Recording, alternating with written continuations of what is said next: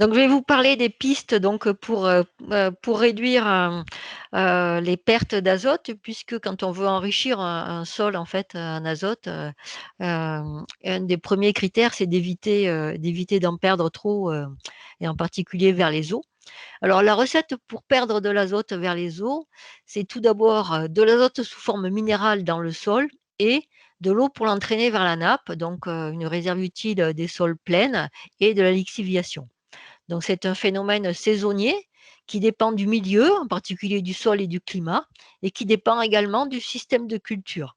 Donc diapo suivante. Je disais un phénomène saisonnier. Donc ici à gauche, on a des cinétiques de drainage donc à Boigneville, au sud de Paris, mais qui peuvent également correspondre en Bourgogne-Franche-Comté. Donc chaque courbe représente une année et globalement, on voit que le drainage commence donc fin octobre. Voilà, selon les années, et que 80% du drainage est observé avant février. Donc, si on veut maintenant quantifier, voilà pour la saison, si on veut quantifier les pertes en Bourgogne, on va considérer que ces pertes sont de l'ordre de 50%.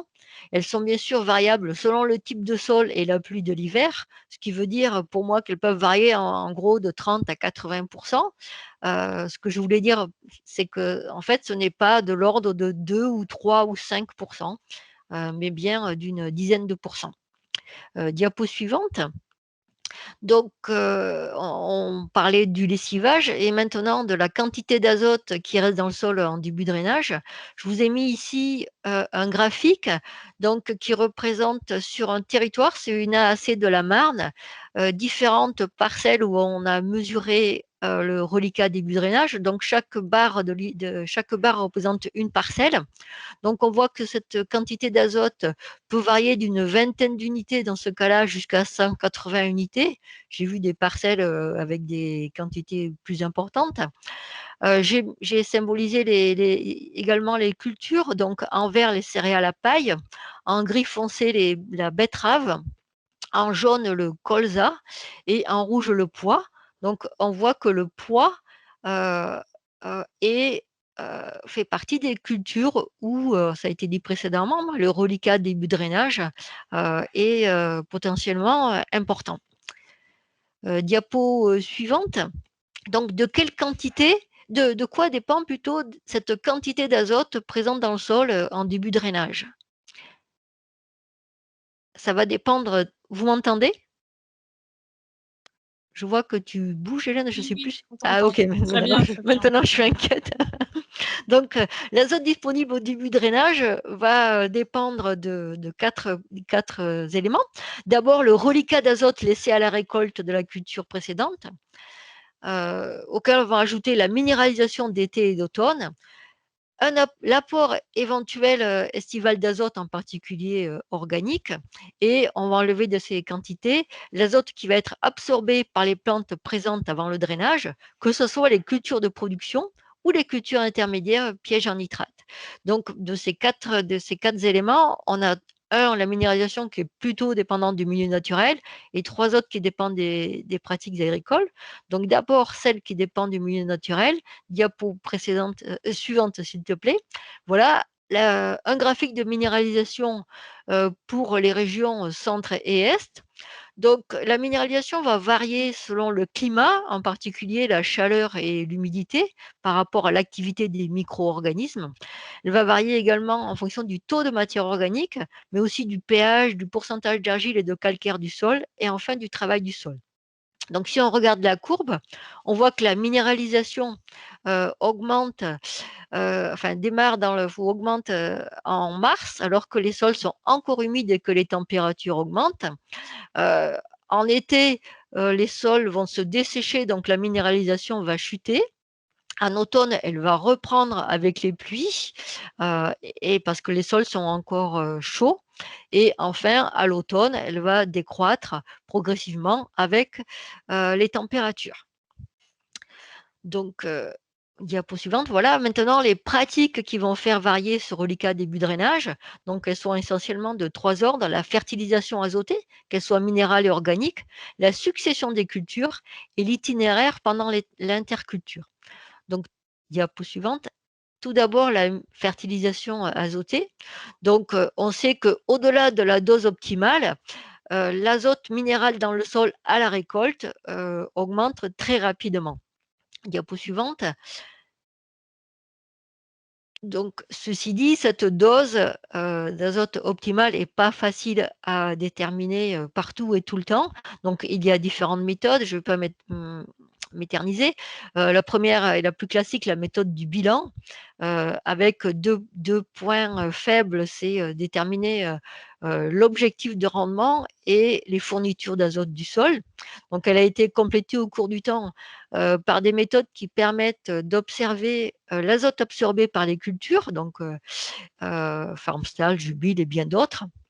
Et maintenant, on voit émerger donc une méthode qui est encore expérimentale, APN, et qui est, elle, calée uniquement sur l'observation de l'azote absorbé par les plantes. Diapo, voilà. Donc le deuxième élément qui va jouer sur le reliquat début drainage, c'est la succession des cultures. Donc toutes les cultures ne sont pas égales vis-à-vis de la quantité d'azote qu'elles laissent à la récolte. Donc la meilleure des cultures vis-à-vis de ça, c'est la betterave, en particulier des betteraves récoltées tard qui vont laisser potentiellement peu d'azote à la récolte. On a ensuite un groupe formé par le tournesol, les graminées et les céréales à paille. Puis notre groupe qui laisse plus d'azote dans le sol à la récolte, le colza et le maïs, et enfin les légumineuses et les pommes de terre qui sont réputées pour laisser beaucoup d'azote à la récolte. De notre côté, on va avoir, diapo suivante, les cultures qui potentiellement vont capter l'azote avant le lessivage.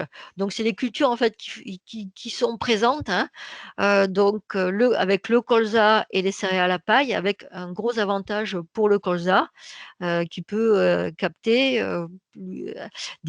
plusieurs dizaines d'unités d'azote, alors qu'un blé va pouvoir en capter une dizaine, autour d'une dizaine. Le troisième facteur qui va jouer sur le reliquat début drainage, c'est diapo suivante, la gestion de l'interculture, l'itinéraire technique pendant l'interculture. Donc là, je vais prendre l'exemple de la succession blé-colza.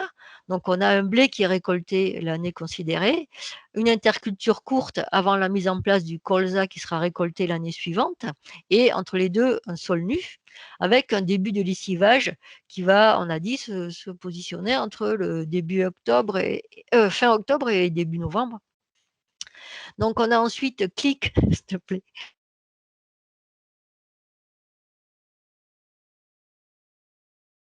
À l'automne, clic avec une forte absorption par le colza récolté, voilà, par le colza qui est en place, clic, et donc peu d'azote minéral dans le sol en début du lessivage, clic, et de faibles risques de lessivage de l'azote en hiver. Clic. Alors attention, voilà, aux apports estivaux de matière organique, clic, parce que s'ils ne sont pas adaptés ou en cohérence avec l'azote que peut absorber le colza, eh bien, ils vont enrichir le stock d'azote minéral au début du lessivage et donc augmenter le risque de lessivage en hiver. Donc, diapo suivante. Si je suis maintenant de l'autre côté de la rotation, donc entre le colza et le blé, donc avec une interculture plus longue, clic, si je suis en sol nu, clic, on va avoir peu d'absorption par le blé et clic, donc plus d'azote minéral dans le sol au début de drainage et un potentiel de lessivage important. Par contre, diapo suivante, l'intérêt clic, c'est de mettre des repousses de colza qui vont elles aussi absorber de l'azote et donc, clic, on aura une quantité d'azote minéral et clic, un risque de lessivage plus faible. Diapo suivante. Donc, j'illustre ça donc par des observations sur le terrain. Ici, on a une parcelle donc après colza où l'agriculteur a d'un côté laissé le sol nu et de l'autre côté favorisé la repousse de colza. Donc, on a un RDD fin octobre de 122 kg sur la partie sol nu et uniquement de 67 kg si on a laissé ces repousses de colza. Donc, on a 55, en gros, unités d'azote absorbées par les repousses de colza. Et c'est autant de pertes en moins. Donc, diapo suivante. Bien sûr, je ne vais pas refaire la démonstration, mais en interculture longue, il y a la nécessité de mettre en place des sciepans. Donc, le choix des sciepans va dépendre de la rotation et de ce qu'on veut espérer comme autre service. Je ne veux pas y revenir, mais en tout cas, pour diminuer les pertes, mettre en place des sciepans en interculture longue. Et dernière diapo, je vais finir diapo suivante par un flash sur la gestion de l'après-légumineuse pour diminuer les risques de perte en azote. Donc, on a vu que derrière une légumineuse, à la récolte, on trouvait potentiellement beaucoup d'azote et que on retrouvait également beaucoup d'azote en début de drainage. Donc, une attention particulière doit être donnée à cette interculture. Si on est en interculture longue avec une culture de printemps ensuite, l'acipan va être obligatoire, mais clic, même si on est en interculture courte, donc traditionnellement on fait un pois blé, pourquoi ne pas tenter un pois colza? Donc là, vous avez un histogramme qui représente 8 parcelles d'après-pois sur une AAC de Lyon chez 8 agriculteurs différents. Donc les 7 de droite ont choisi de faire un pois blé. Donc vous voyez ici le reliquat début de drainage, c'est-à-dire la quantité d'azote qui reste. Donc qui est relativement important, avec une gamme importante, mais des niveaux quand même importants, puisque le blé n'a pas pu absorber beaucoup d'azote. Par contre, l'agriculteur qui a choisi de faire un pois colza, son colza a absorbé, on va dire, une centaine d'unités, et la quantité d'azote qui reste en début de drainage n'est plus que de 20 unités. Voilà, j'en ai terminé. Je vous remercie de votre attention et je suis prête à répondre à vos questions. Merci Claudine. Alors donc du coup, je vois pas de questions dans le chat, donc n'hésitez pas à poser vos questions, à demander la parole. Ah si, on a une question qui vient d'arriver par Blandine Raffio. En cas de production en conditions élevage, comment gérer les effluents d'élevage et production de légumineuses? Alors, je vais considérer que c'est par rapport aux pertes. Ben, alors, je reconnais d'abord que quand on a une fosse à lisier ou une fumière à vider, l'été, c'est une période qui est propice à ça. Mais quand on considère les risques de perte par lessivage, apporter de l'azote juste avant, on va dire, la période de lessivage, c'est un risque supplémentaire. Donc, une, heu, une des possibilités, c'est d'adapter cet apport à ce que va pouvoir prélever soit une scipan ou soit un colza, enfin ce que va pouvoir prélever le couvert qui sera présent à l'automne, voilà, de l'apport. Heu, une autre possibilité, c'est d'apporter ces effluents au printemps. Et bien sûr de tenir compte de la quantité d'azote qu'ils peuvent fournir, à la culture, lors de l'apport, minéral. Merci Claudine. On a une autre question de Véronique Biarnès. Je suppose que les références présentées concernent le pois de printemps. Qu'en est-il du pois d'hiver? Alors, là, c'est du je pense essentiellement du pois de printemps, hem, mais d'ailleurs je n'en suis pas, très forcément très sûre. Heu par rapport au risque après poids, on va avoir le même risque, hein. La légumineuse sur laquelle on observe moins de reliquats début drainage, c'est le pois chiche, et c'est cohérent avec les autres interventions de ce matin. Le pois chiche, en fait, si j'ai bien compris, fonctionne peu comme une légumineuse dans le nord de la France. Moi, les observations que j'ai faites, c'est surtout dans l'Yonne, où en fait, on a des reliquats début drainage faibles derrière pois chiche, comme s'il s'agissait d'une céréale. Mmh. Merci. Est-ce qu'il restait une question ou Si on une a remarque? encore le temps, Hélène, moi je veux bien. Oui, bien sûr. Donc, vous avez dit que derrière une culture de pois, l'idéal serait d'implanter un colza, parce que Ah, ça fait une... oui. Si, c'est bon. Puisque la période d'interculture est la plus courte possible. Alors aujourd'hui, en fait, on fait de plus en plus de pois dans les assolements. C'est plutôt pour remplacer le colza qui pose d'autres problèmes par ailleurs. Et donc, quand vous récoltez des pois fin juin ou on va dire sur une date moyenne, ce qui n'est pas le cas cette année autour du 1er juillet, et que vous implantez du blé fin octobre, là, on se trouve en interculture longue, je pense. Et d'après vous, c'est quoi les meilleures espèces ou la meilleure espèce qu'on peut implanter, sachant que malgré tout, on est toujours dépendant des conditions climatiques estivales. Et ça fait quand même plusieurs années qu'on a découvert qu'on a vraiment beaucoup de mal à se développer pendant l'été. Ouais. Alors d'abord, un premier point, je dis pas forcément que la meilleure culture derrière pois, c'est un colza, hein. Ce que je voulais dire, c'est que quand on veut diminuer les pertes, ça peut être une opportunité, quoi, hein. Non, mais je suis d'accord avec vous en plus là-dessus, hein. Mais oui, mais c'est vrai que je suis d'accord avec vous aussi sur les soucis que peuvent poser le retour de colza. Euh, Après, alors je vais pas pouvoir répondre très précisément à votre question, parce que je suis bien d'accord avec vous que, avec les étés et les automnes secs que l'on a ces dernières années, on se pose beaucoup de questions sur mettre en place une culture intermédiaire et surtout arriver à la faire lever. C'était difficile ces deux dernières années en particulier. Euh, alors, qu'est-ce que je pourrais dire qui peut aider à la réflexion?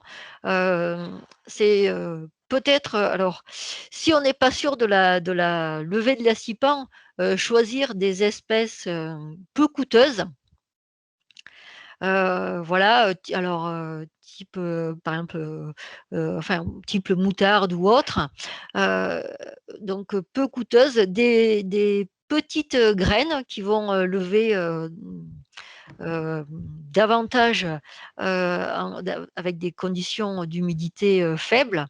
Hem, Ce que l'on s'aperçoit qui marche aussi, c'est de semer cet ossipan le plus rapidement possible après la récolte du précédent. Alors, c'est vrai qu'on est en plein dans un chantier récolte, c'est pas toujours évident, mais plus on est proche de la récolte, plus il reste une humidité en surface qui va permettre à l'acipan de s'installer. Ce qu'on a vu aussi l'été dernier, en fait, a été riche d'enseignements parce que les agriculteurs qui ont semé des sipans, alors même qu'ils ne croyaient pas trop à la levée, eh bien, euh, un peu plus tard, quand les pluies sont arrivées, ces sipans-là se sont mis à lever. Donc, euh, ça peut aussi être une opportunité. Euh, Merci Claudine. Juste pour conclure, je partage le commentaire de Anne Schneider qui dit c'est la forte capacité d'absorption du colza et qui se développe tôt à l'automne qui explique l'intérêt du pois en précédent du colza pour réduire les pertes, en plus de son effet précédent, c'est-à-dire moins d'azote et plus de rendement pour le colza.